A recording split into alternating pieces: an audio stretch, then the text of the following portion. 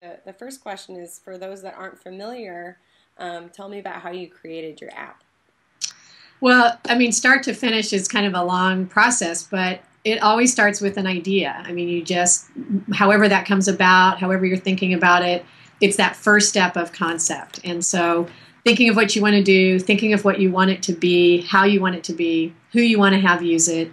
And that's kind of the starting point. And from there, I don't personally have the coding skills. There's sort of this myth around anyone can learn the coding skills, and there's certainly a lot of support for that through Apple, but it was completely out of my my skill range. It would have taken such a long time.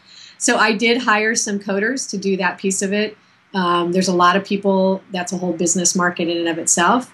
But you know, I had a very well formulated idea. I basically went to them with exactly what I wanted. So I wasn't hiring them to help me design it. I just hired them to help me sort of create it. And for my particular app, we had to hire also an artist because there's art rendering in it, and that's a whole other realm. So apps can be costly to make and produce, very costly. The ones that you see that are huge and hugely successful, it's a lot of investment behind those.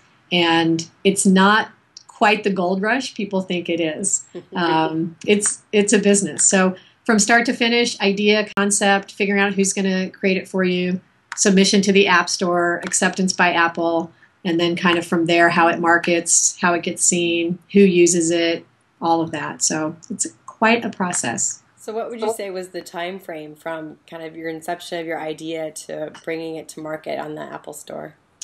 I tried to figure that out, like when the actual seed of the idea began, and I want to say like April to August from start to launch. Mm-hmm. But even after the launch, like the launch isn't the end. It's really, in many ways, that's the beginning. And so we've done a couple updates.